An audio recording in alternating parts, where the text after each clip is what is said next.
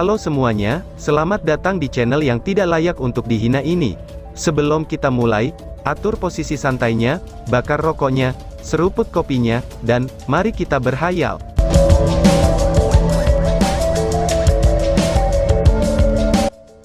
Kita lanjut ke alur ceritanya. Lin Xin buru-buru mengeluarkan 2 pil dari ruang penyimpanannya, kemudian meletakkannya di tangan Zhang Fangfang, dan Han Yu mengumpulkan energi spiritual kecil yang tersisa di dalam dirinya untuk melakukan mantra penyembuhan yang diarahkan pada Zhang Fangfang. Dia mencoba membantunya dengan menstabilkan luka Zhang Fangfang untuk saat ini. Namun, keduanya tidak tinggal di sisinya setelah itu. Mereka mengangguk meminta maaf kepada Zhang Fangfang, sebelum kembali ke Long Hao Shen. Itu benar, mereka semua bisa mengatakan, bahwa Long Hao Shen tidak dalam keadaan baik-baik saja. Setelah akhir pertempuran, serangan mengejutkannya adalah apa yang benar-benar menghentikan Ah Bao dari usahanya menculik Ye Xiaolei, meskipun mereka tidak tahu bagaimana dia melakukannya. Berdiri di sana, matanya tampak benar-benar kosong dan menatap tanpa jiwa dari kejauhan. Dia secara statis mempertahankan postur gerakan menyerangnya. Seolah-olah dia telah menjadi patung yang berdiri di atas bukit. Tidak ada yang berani menyentuhnya, karena semua orang takut dia akan hancur berkeping-keping, dengan cara yang sama seperti pedang Blue Rain Hibiscus of Light yang telah ia lakukan. Peri Yating juga melayang-layang di sana sambil benar-benar menatap kosong, tetapi terus-menerus meluncurkan mantra penyembuhan satu demi satu padanya. Sebagai peri elemental cahaya, meskipun sihirnya tidak bisa menyerang musuh atau mendukung orang lain, dia bisa langsung menggunakannya pada tuannya. Namun, tidak peduli seberapa intensif dia terus menyembuhkannya, tubuh Long Hao Shen hanya ditutupi dengan warna emas yang samar, dan tetap tak bergerak. Satu-satunya hal yang membuat mereka nyaman adalah, bahwa setelah pedang Blue Rain Hibiscus of Light rusak, pedang itu mengambil bentuk bintik-bintik cahaya berwarna keemasan dan biru yang menembus ke dalam dadanya. Di mata mereka, ini adalah tanda yang jelas, bahwa dia masih hidup. CR, diam-diam tetap di sisi Long Hao Shen. Dia tampak tenang pada pandangannya, tetapi dengan memperhatikan dengan seksama, orang akan memperhatikan bahwa tangannya yang biasanya stabil, kini benar-benar getmearan. Siapa lagi yang akan menunjukkan perhatian lebih daripada dia kepada Long Hao Shen? Dia telah melihat serangannya dengan sangat jelas, seolah-olah itu terjadi dalam gerakan lambat. Serangan ini jelas telah melampaui ruang lingkup kemampuan Long Hao Shen. Tidak menggunakan kemampuan asli Long Hao Shen, itu benar-benar menarik kekuatan dari pemahamannya. Ini sama sekali bukan kemampuan Long Hao Shen yang biasanya digunakan dalam keadaan normal, dan satu-satunya penjelasan baginya untuk bisa melakukan aksi ini adalah, keadaan pikirannya saat itu. Tekanan, lingkungan, tingkat pemahamannya, dan provokasi Ah Bao yang tak henti-hentinya yang terus bertambah, dan dikombinasikan dengan dukungan Light Elemental Fiery Yating yang telah menciptakan tingkat keselarasan sempurna dengan surga ilusi. Semua elemen ini bersama-sama telah menciptakan serangan yang tenang, namun mengejutkan. Tapi tidak ada yang tahu berapa biaya yang harus dibayar Long Hao Shen untuk melakukan ini. Segala sesuatu di dunia ini bekerja dengan adil. Untuk mendapatkan sesuatu, seseorang harus kehilangan sesuatu yang lain. Misalnya, begitu seseorang memperoleh kekuatan yang sangat kuat, ia akan kehilangan kesempatan untuk menjalani kehidupan seperti manusia biasa. Apa yang harus kita lakukan CR? Chen Ying-er bertanya dengan cemas. Mengambil napas dalam-dalam, CR mencoba yang terbaik untuk menenangkan diri. Jangan khawatir semuanya. Pulihkan energi spiritual kamu sendiri terlebih dahulu. Han Yu, terus menyembuhkan Zhang Fangfang sampai dia pulih, tidak ada yang diizinkan menyentuh Hao Shen untuk saat ini. Yang bisa kita lakukan hanyalah menunggu. Jawab CR.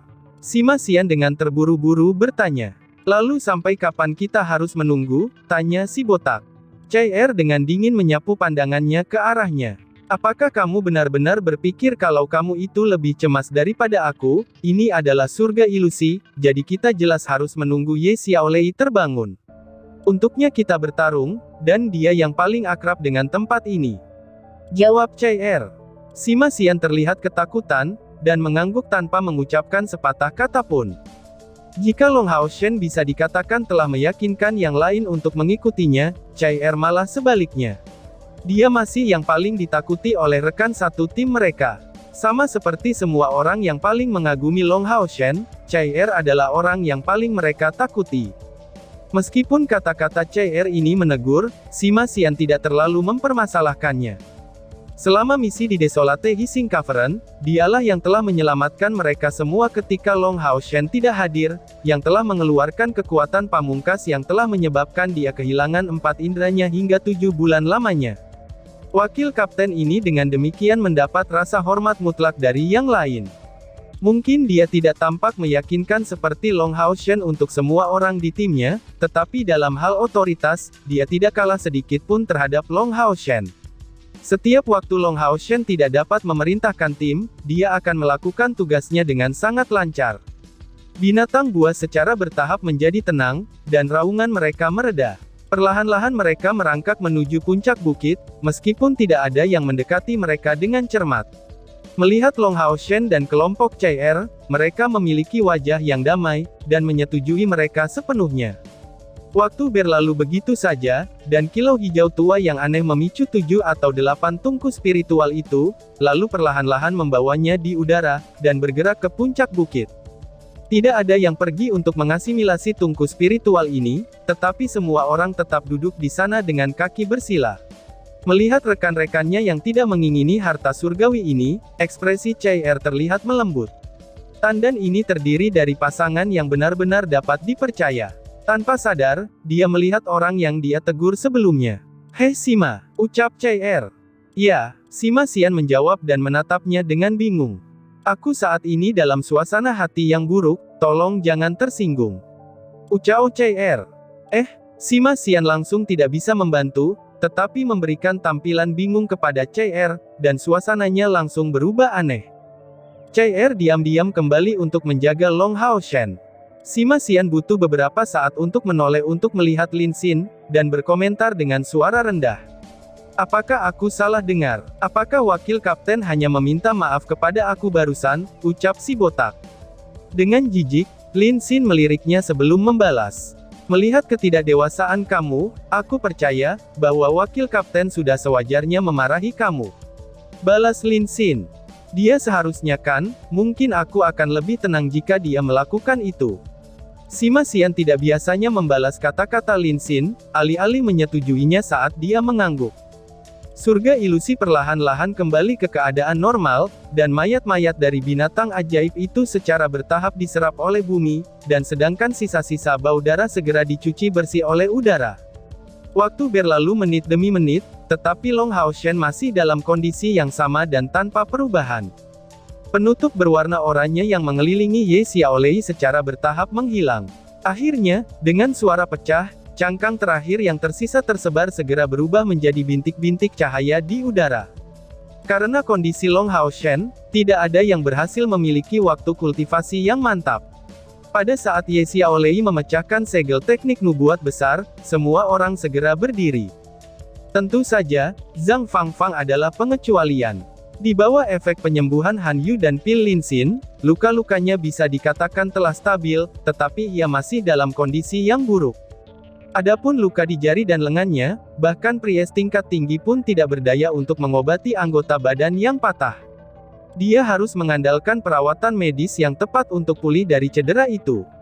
Yang bisa Han Yu lakukan hanyalah menjaga vitalitas pada anggota tubuhnya yang patah, untuk menghindari nekrosis. Sedangkan untuk orang tersebut, dia saat ini tidur di pelukan Wang Yuan. Bibir Wang Yuan tetap mengerucut selama ini. Dia merasa bingung, seperti kepalanya Zhang Fangfang saat ini. Adegan Zhang Fangfang menempatkan dirinya di depannya tanpa ragu-ragu yang diulang dalam satu lingkaran. Termasuk penampilan tenang yang dia kenakan, bahkan setelah mengalami luka-luka berat ini. Mengingat betapa pentingnya cedera di tangannya, ini adalah pukulan fatal bagi masa depannya sebagai seorang kesatria. Tapi dia masih menghibur orang lain. Ye Xiaolei melompat ke tanah, dan tanpa mengucapkan sepatah kata pun, tangannya secara bersamaan meraih Zhang Fangfang dan Long Haoshen. Dua sinar cahaya lembut keluar dari tangannya, dan langsung mencapai keduanya. Zhang Fangfang menyenandungkan ringan, dengan cepat bangun dari keadaan tidak sadarnya. Ye Xiaolei yang halus kemudian menuju ke arahnya, dia kemudian menggerakkan tangannya secara berirama ke arahnya.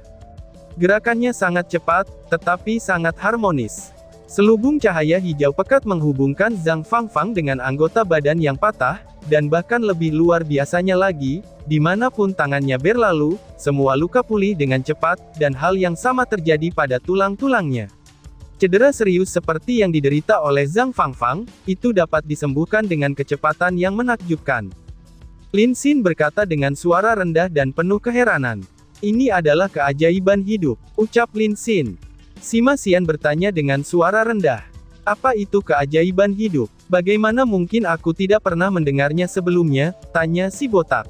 Lin Xin menjawab, apakah otak kamu hanya ada di otot kamu saja?